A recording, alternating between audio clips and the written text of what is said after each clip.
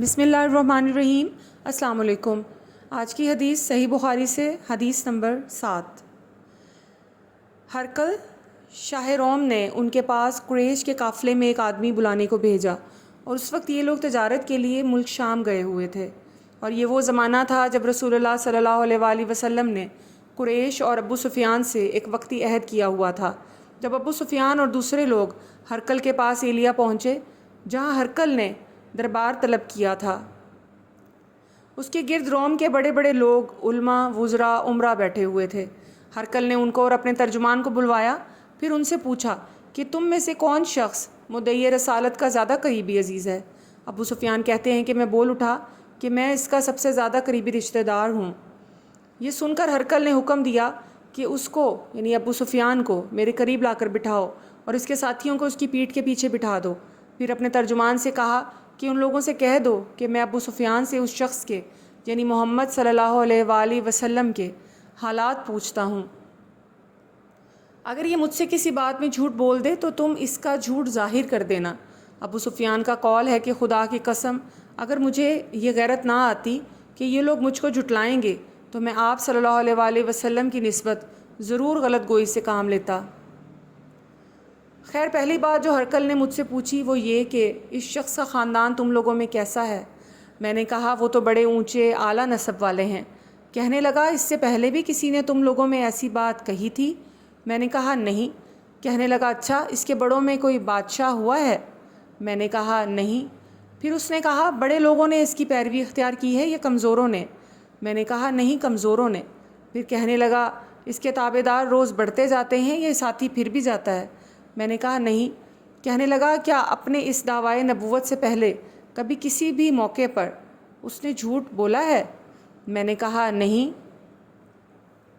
اور اب ہماری اس سے صلح کی ایک مقررہ مدت ٹھہری ہوئی ہے، معلوم نہیں وہ اس میں کیا کرنے والا ہے۔ ابو سفیان کہتے ہیں میں اس بات کے سوا اور کوئی جھوٹ اس گفتگو میں شامل نہ کر سکا۔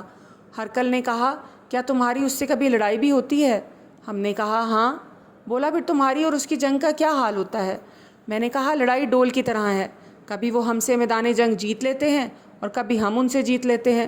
ہرقل نے پوچھا وہ تمہیں کس بات کا حکم دیتا ہے؟ میں نے کہا وہ کہتا ہے کہ صرف ایک اللہ ہی کی عبادت کرو، اس کا کسی کو شریک نہ بناؤ، اور اپنے باپ دادا کی شرک کی باتیں چھوڑ دو، اور ہمیں نماز پڑھنے، سچ بولنے، پرہیزگاری اور صلہ رحمی کا حکم دیتا ہے۔ یہ سب سن کر پھر ہرقل نے اپنے ترجمان سے کہا کہ ابو سفیان سے کہہ دے کہ میں نے تم سے اس کا نسب پوچھا تو تم نے کہا کہ وہ ہم میں اعلیٰ نسب ہے، اور پیغمبر اپنی قوم میں اعلیٰ نسب ہی بھیجے جایا کرتے ہیں۔ میں نے تم سے پوچھا کہ دعویٰ نبوت کی یہ بات تمہارے اندر اس سے پہلے بھی کسی اور نے کہی تھی تو تم نے جواب دیا کہ نہیں۔ تب میں نے اپنے دل میں کہا کہ اگر یہ بات اس سے پہلے کسی نے کہی ہوتی تو میں سمجھتا کہ اس شخص نے بھی اسی بات کی تقلید کی ہے جو پہلے کہی جا چکی ہے۔ میں نے تم سے پوچھا کہ اس کے بڑوں میں کوئی بادشاہ بھی گزرا ہے تو تم نے کہا کہ نہیں۔ تو میں نے دل میں کہا کہ ان کے بزرگوں میں سے کوئی بادشاہ ہوا ہوگا تو کہہ دوں گا کہ وہ شخص اس بہانہ اپنے آباء و اجداد کی بادشاہت اور ان کا ملک دوبارہ حاصل کرنا چاہتا ہے۔ اور میں نے تم سے پوچھا کہ اس بات کے کہنے یعنی پیغمبری کا دعویٰ کرنے سے پہلے تم نے کبھی اس کو دروغ گوئی کا الزام لگایا ہے؟ تو تم نے کہا کہ نہیں۔ تو میں نے سمجھ لیا کہ جو شخص آدمیوں کے ساتھ دروغ گوئی سے بچے وہ اللہ کے بارے میں کیسے جھوٹی بات کہہ سکتا ہے۔ اور میں نے تم سے پوچھا کہ بڑے لوگ اس کے پیرو ہوتے ہیں یا کمزور آدمی؟ تم نے کہا کمزوروں نے اس کی اتباع کی ہے۔ تو دراصل یہی لوگ پیغمبروں کے متبعین ہوتے ہیں۔ اور میں نے تم سے پوچھا کہ اس کے ساتھی بڑھ رہے ہیں یا کم ہو رہے ہیں؟ تم نے کہا کہ وہ بڑھ رہے ہیں، اور ایمان کی کیفیت یہی ہوتی ہے حتیٰ کہ وہ کامل ہو جاتا ہے۔ اور میں نے تم سے پوچھا کہ آیا کوئی شخص اس کے دین سے ناخوش ہو کر مرتد بھی ہو جاتا ہے؟ تم نے کہا نہیں۔ تو ایمان کی خاصیت بھی یہی ہے، جن کے دلوں میں اس کی مسرت رچ جائے وہ اس سے لوٹا نہیں کرتے۔ اور میں نے تم سے پوچھا کہ آیا وہ کبھی عہد شکنی کرتے ہیں؟ تم نے کہا نہیں۔ پیغمبروں کا یہی حال ہوتا ہے، وہ عہد کی خلاف ورزی نہیں کرتے۔ اور میں نے تم سے کہا کہ وہ تم سے کس چیز کے لیے کہتے ہیں؟ تم نے کہا وہ ہمیں حکم دیتے ہیں کہ اللہ کی عبادت کرو، اس کے ساتھ کسی کو شریک نہ ٹھہراؤ، اور تمہیں بتوں کی پرستش سے روکتے ہیں، سچ بولنے اور پرہیزگاری کا حکم دیتے ہیں۔ لہٰذا اگر یہ باتیں جو تم کہہ رہے ہو سچ ہیں تو عنقریب وہ اس جگہ کا مالک ہو جائے گا کہ جہاں میرے یہ دونوں پاؤں ہیں۔ مجھے معلوم تھا کہ وہ پیغمبر آنے والا ہے، مگر مجھے یہ معلوم نہیں تھا کہ وہ تمہارے اندر ہوگا۔ اگر میں جانتا تو اس تک پہنچ سکوں گا تو اس سے ملنے کے لیے ہر تکلیف گوارا کرتا۔ اگر میں اس کے پاس ہوتا تو اس کے پاؤں دھوتا۔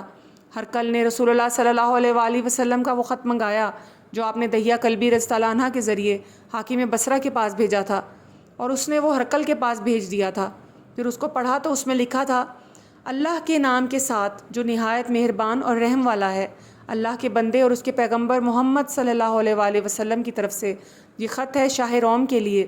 اس شخص پر سلام ہو جو ہدایت کی پیروی کرے، اور اس کے بعد میں آپ کے حضور دعوت اسلام پیش کرتا ہوں۔ اگر آپ اسلام لے آئیں تو دین و دنیا میں سلامتی نصیب ہوگی، اللہ آپ کو دوہرا ثواب دے گا، اور اگر آپ میری دعوت سے روگردانی کریں گے تو آپ کی رعایا کا گناہ بھی آپ ہی پر ہوگا۔ اور اے اہل کتاب، ایک ایسی بات پر آ جاؤ جو ہمارے اور تمہارے درمیان یکساں ہے، وہ یہ کہ ہم اللہ کے سوا کسی کی عبادت نہ کریں اور کسی کو اس کا شریک نہ ٹھہرائیں، اور نہ ہم میں سے کوئی کسی کو خدا کے سوا اپنا رب بنائے۔ پھر اگر وہ اہل کتاب اس بات سے منہ پھیر لیں تو مسلمانوں، تم ان سے کہہ دو کہ تم مانو یا نہ مانو، ہم تو ایک خدا کی عبادت کرتے ہیں۔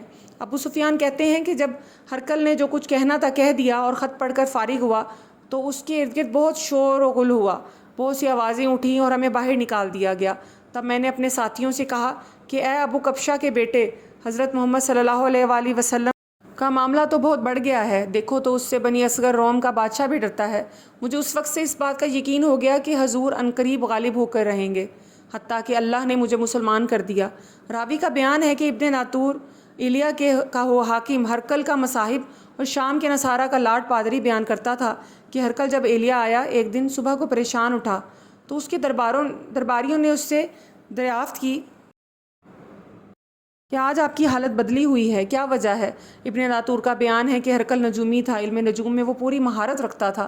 اس نے اپنے ہم نشینوں کو بتایا کہ میں نے آج رات ستاروں پر نظر ڈالی تو دیکھا کہ ختنہ کرنے والوں کا بادشاہ ہمارے ملک پر غالب آ گیا ہے۔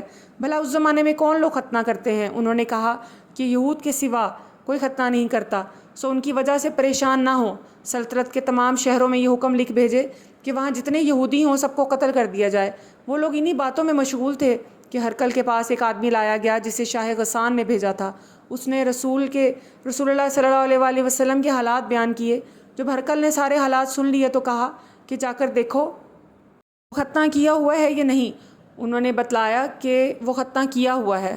ہرقل نے جب اس شخص سے عرب کے بارے میں پوچھا تو اس نے بتایا کہ وہ ختنہ کرتے ہیں۔ تب ہرقل نے کہا کہ یہی محمد صلی اللہ علیہ وآلہ وسلم اس امت کے بادشاہ ہیں جو پیدا ہو چکے ہیں۔ پھر اس نے اپنے ایک دوست کو رومیہ خط لکھا، اور وہ بھی علم نجوم میں ہرقل کی طرح ماہر تھا۔ پھر وہاں سے ہرقل حمص چلا گیا۔ ابھی حمص سے نکلا نہیں تھا کہ اس کے دوست کا خط اس کے جواب میں آ گیا۔ اس کی رائے بھی حضور صلی اللہ علیہ وآلہ وسلم کے ظہور کے بارے میں ہرقل کے موافق تھی کہ محمد صلی اللہ علیہ وآلہ وسلم واقعی پیغمبر ہیں۔ اس کے بعد ہرقل نے روم کے بڑے آدمیوں کو اپنے حمص کے محل میں طلب کیا، اور اس کے حکم سے محل کے تمام دروازے بند کر لیے گئے۔ پھر وہ اپنے خاص محل سے باہر آیا اور کہا، اے روم والو، کیا ہدایت اور کامیابی میں کچھ حصہ تمہارے لیے بھی ہے؟ اگر تم اپنی سلطنت کی بقا چاہتے ہو تو پھر اس نبی صلی اللہ علیہ وآلہ وسلم کی بیعت کر لو اور مسلمان ہو جاؤ۔ یہ سننا تھا۔ پھر وہ لوگ وحشی گدھوں کی طرح دروازوں کی طرف دوڑے مگر انہیں بند پایا۔ آخر جب ہرقل نے اس بات سے ان کی نفرت دیکھی اور ان کے ایمان لانے سے مایوس ہو گیا تو کہنے لگا کہ ان لوگوں کو میرے پاس لاؤ۔ جب وہ دوبارہ آئے تو ان سے کہا، میں نے جو بات کہی تھی اس سے تمہاری دینی پختگی کی آزمائش مقصود تھی، سو وہ میں نے دیکھ لی ہے۔ تب یہ بات سن کر وہ سب کے سب اس کے سامنے سجدے میں گر پڑے اور اس سے خوش ہو گئے۔ بالآخر ہرقل کی آخری حالت یہی رہی۔ ابو عبداللہ کہتے ہیں کہ اس حدیث کو صالح بن کیسان، یونس اور معمر نے بھی زہری سے روایت کیا ہے۔